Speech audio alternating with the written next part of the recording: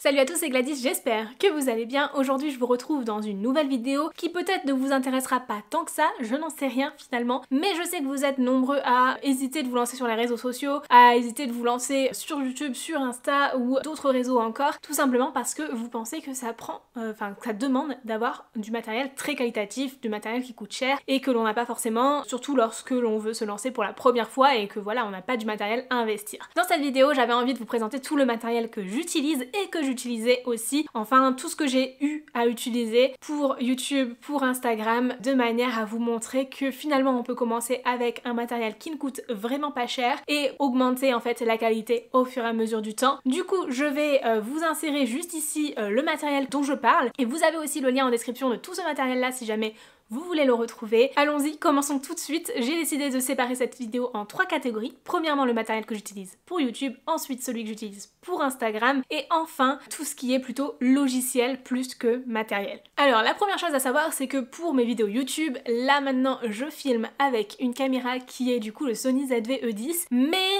je n'ai pas cette caméra depuis très longtemps, et pendant très longtemps, pendant même 2 ans, j'ai filmé toutes mes vidéos avec un vieux téléphone qui n'est même pas mon iPhone, avec lequel je filme certains de mes contenus, mais qui est du coup un Asus Zenfone Lite 5, un truc qui n'a coûté vraiment pas trop cher. On est sur un téléphone à 350 € et c'est avec celui-ci que je filmais tout ce que je filmais. Le truc, c'est que j'utilisais une autre application que l'application directe du téléphone pour mieux régler la luminosité, mais c'est tout. Donc c'est clairement ce que je vous recommande si vous voulez vous lancer sur YouTube, faire des vidéos, utilisez ce que vous avez déjà, et vous avez sûrement déjà un smartphone qui fait des vidéos qui seront pas forcément les plus qualitatives, mais utilisez-le quand même parce que ça peut valoir vraiment le coup. Le truc, c'est que du coup, ce téléphone, fallait bien le faire tenir d'une manière ou d'une autre, donc j'ai d'abord acheté un petit trépied qui coûtait vraiment pas cher et que je pouvais positionner directement sur ma table, avec une petite encoche en L qui permet d'accrocher un micro externe parce que c'est ça qui fait la grosse différence lorsqu'on utilise son téléphone. Et même là sur ma caméra, j'utilise un autre micro que celui dédié dans la caméra parce que ça fait vraiment une grosse différence pour vraiment pas trop cher. Le mien c'est le Rode Video Micro et franchement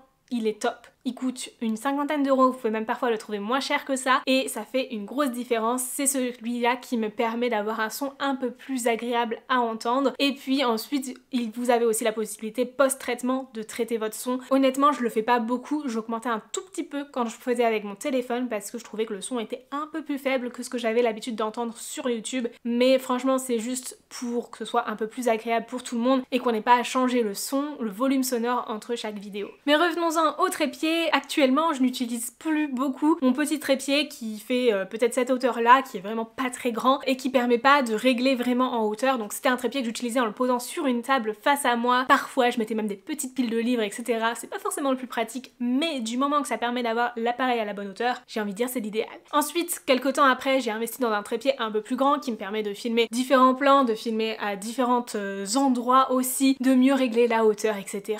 Bref, je vous mets la référence dans la description si ça vous intéresse. Celui-ci était un petit peu plus onéreux, j'ai plus forcément tous les prix en tête, mais ça a fait quand même un sacré changement et c'est un trépied de qualité que l'on peut utiliser en extérieur et tout, donc franchement si vous en avez besoin pour d'autres chose que juste filmer une vidéo YouTube dans votre salon, ça peut valoir le coup aussi. Et pour finir, pour le matériel que j'utilise pour mes vidéos, là aujourd'hui ce n'est pas le cas parce que j'essaye de filmer le plus possible en lumière naturelle, je trouve que c'est quand même mieux, mais j'ai aussi acheté des softbox. Celles-là je les ai achetées très rapidement au début de ma chaîne parce que je trouvais que ça faisait une grosse différence, et pendant très longtemps j'ai filmé toutes mes vidéos en lumière artificielle seulement avec mes softbox parce qu'en fait j'étais orientée dans mon salon, non pas dans ce sens-là, mais sur le côté, et donc là j'ai la lumière naturelle face à moi avec les fenêtres, mais dans l'autre position j'avais la lumière sur le côté et ça rendait forcément très bien. Donc ce que je faisais, c'est que je fermais complètement les volets pour être dans le noir et je mettais mes softbox de manière à ne pas avoir de lumière directement face à moi mais plutôt quelque chose de plus équilibré. Donc les softbox, vaut mieux les prendre par deux, mais ça prend vite de la place parce qu'en plus il faut les éloigner vachement de soi, donc dans des petites pièces c'est pas forcément l'idéal. Dans ces cas-là, ça peut plus être utile de prendre des ring lights ou des choses comme ça. Personnellement, je n'en ai jamais acheté, j'ai jamais trouvé la nécessité d'en avoir. Je trouve que la softbox ça marche très bien, ça fait une lumière un peu plus diffuse aussi. Néanmoins, quand vous avez des lunettes,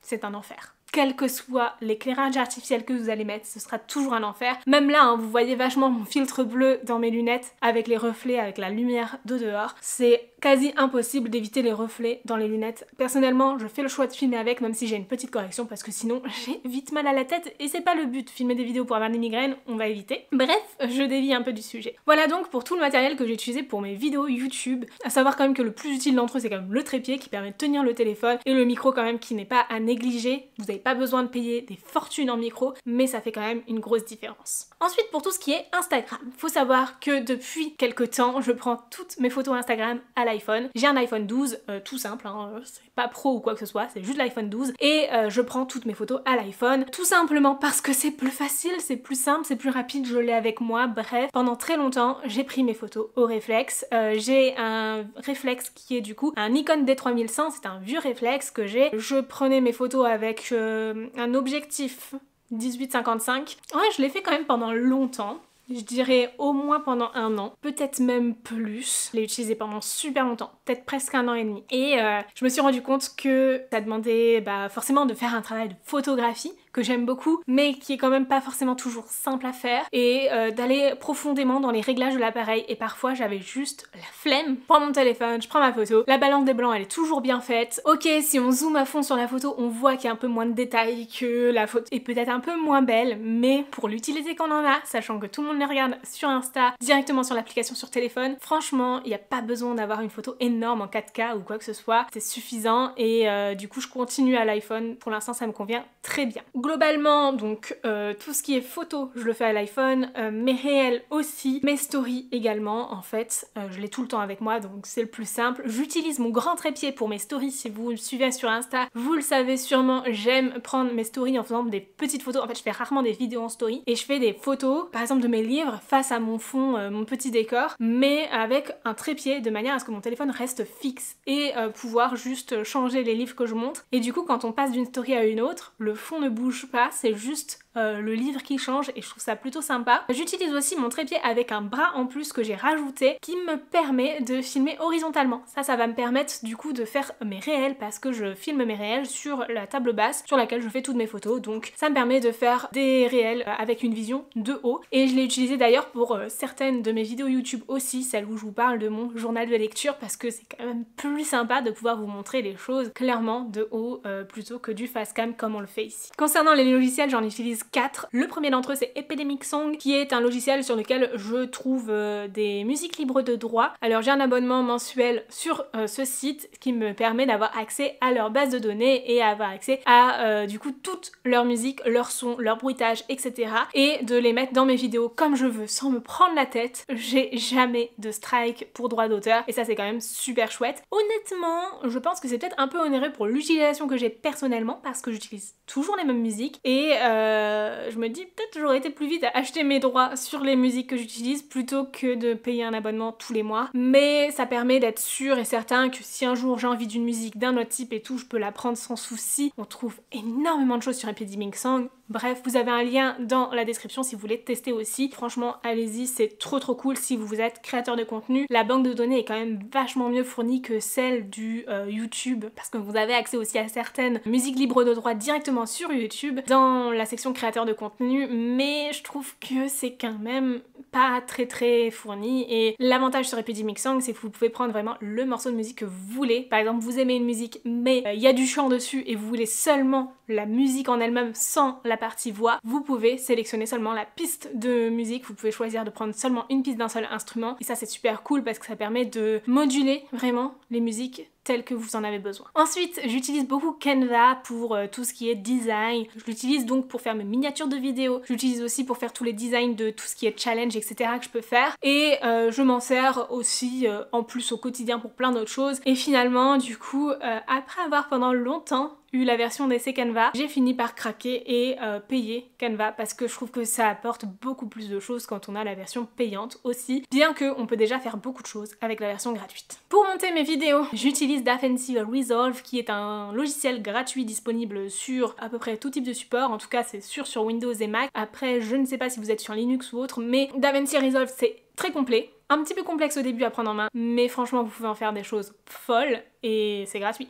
Donc pourquoi chercher plus loin en fait? Et pour ce qui est de la retouche photo, sachant que je ne fais pas vraiment des retouches en détail, hein, je vais vraiment juste changer les couleurs, la colorimétrie de mes images. J'utilise Lightroom qui est une application payante sur ordinateur mais gratuite sur téléphone et tablette. Donc pendant très longtemps je l'ai utilisée sur téléphone et tablette seulement. Je dois vous dire que je préfère la version gratuite sur téléphone et tablette que la version ordinateur qui est bien plus complexe et finalement je retouche toujours mes photos Insta sur mon téléphone ou ma tablette parce que je trouve ça beaucoup plus simple. Et enfin, quand on crée beaucoup de contenu, on a à un moment donné besoin de stockage et du coup n'hésitez pas à investir dans des cartes SD, dans des disques durs et puis également peut-être en stockage cloud. Personnellement moi j'utilise le stockage iCloud, j'ai pas forcément beaucoup de gigas de dispo, je paye quand même un certain nombre de gigas, je sais plus combien, juste pour en avoir un peu plus et parce que c'est juste hyper pratique en fait pour transférer ses fichiers et tout ça. C'est mon choix, vous n'êtes pas obligé de choisir un stockage en ligne, mais vraiment pensez carte mémoire et disque dur, c'est quand même un investissement qui va vous être utile parce que surtout quand on filme des vidéos, ça commence à peser lourd et on a toujours ce petit pincement au cœur de se dire et si je supprime mes fichiers, franchement, voilà, je comprends tout à fait, donc